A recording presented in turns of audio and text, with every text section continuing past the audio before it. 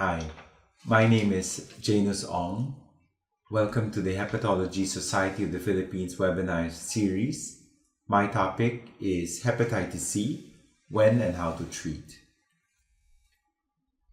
Most of the clinical guidelines would have the same recommendations as to the indications for starting treatment in hepatitis C. On this slide, I show the indications based on the guidelines from the European Association for the Study of the Liver. They recommend that all treatment-naive and treatment-experienced patients with compensated and decompensated liver disease should be considered for treatment. They should also be willing to be treated, of course, and there should be no contraindication or contraindications to treatment. While we would want to treat all treatment-eligible hepatitis C patients, in many cases, we only have a limited amount of resources, and in that situation, we would have to prioritize. These are the groups that should be prioritized for hepatitis C treatment. They include those with significant fibrosis or those with cirrhosis, including those with decompensated cirrhosis, those with HIV co-infection, as well as those with hepatitis B co-infection, those who have an indication for liver transplantation, and those who have hepatitis C recurrence after liver transplantation. Also, patients who have clinically significant extrahepatic manifestations of hepatitis C, those with debilitating fatigue, and those individuals who are at risk of transmitting hepatitis C to other individuals, and these include individuals who are active injection drug users, those men who have sex with men, those women of childbearing age who wish to get pregnant, and hemodialysis patients. So why do we treat our patients with hepatitis C? We treat because it has been shown that those patients who achieve sustained virologic response, or what we consider to be a cure in hepatitis C, with treatment have a lower all-cause mortality, lower liver-related mortality, lower rates of liver failure and hepatocellular carcinoma, and less need for liver transplantation. What do we treat patients with hepatitis C with? There are many drugs that are now available for hepatitis C infection in 2017. There are the non-direct acting antivirals and the direct acting antivirals. The non-direct acting antivirals are shown on this slide, and they include pegylated interferon and ribavirin. The recommended doses for these drugs are shown on this slide. The other class of drugs are the direct acting antivirals. They are shown on this slide. In bold are the drugs available or soon to be available in the Philippines. Those in bold with an asterisk are the drugs that are awaiting FDA approval but are available now on a compassionate use basis. How do we use the available drugs that were shown in the two previous slides in 2017 for hepatitis C? This slide shows you the recommended regimens according to the different genotypes for those patients without cirrhosis. Pegylated interferon, ribavirin, and sofosbuvir combination is recommended to be given for 12 weeks for all genotypes.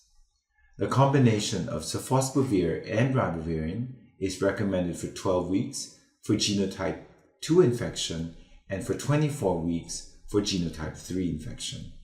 And lastly, the combination of sofosbuvir and ledipasvir is recommended for 12 weeks for genotypes 1, 4, 5, and 6 infection.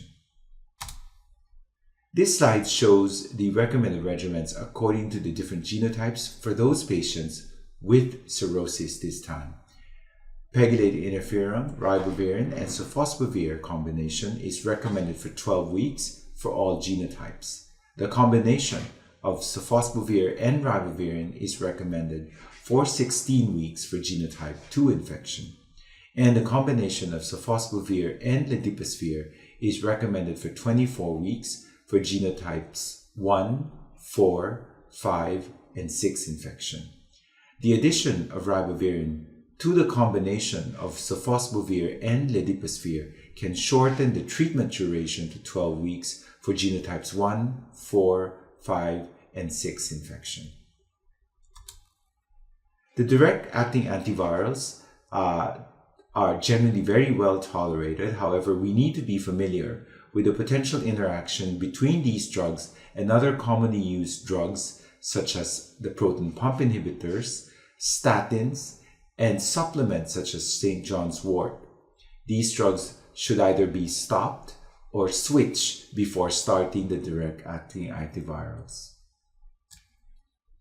We all hope that we would one day have the perfect drug, or what we would call Perfectovir, an interferon-free treatment regimen for hepatitis C that is effective for all genotypes, as well as regardless of the presence or absence of cirrhosis or of treatment experience of the patient. The combination of sofosbuvir and velpatasvir seems to fit the bill for Perfectovir. The results of recently published trials for this regimen on the various genotypes of hepatitis C are shown on this slide. For all genotypes except genotype 3, the sustained virologic response rates range from 97 to 100%. For the more difficult to treat genotype 3 patients, the results remain quite impressive, with SVRs of 90% for treatment-experienced patients and 91% for cirrhotic patients.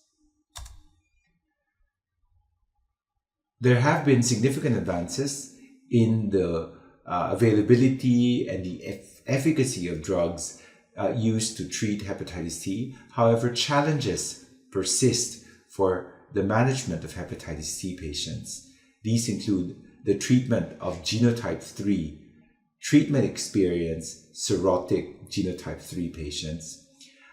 The other challenges include access to treatment, as well as the treatment of special populations, which include those with decompensated cirrhosis, those with chronic kidney disease, and those with hepatitis C recurrence after liver transplantation. Thank you very much for your attention.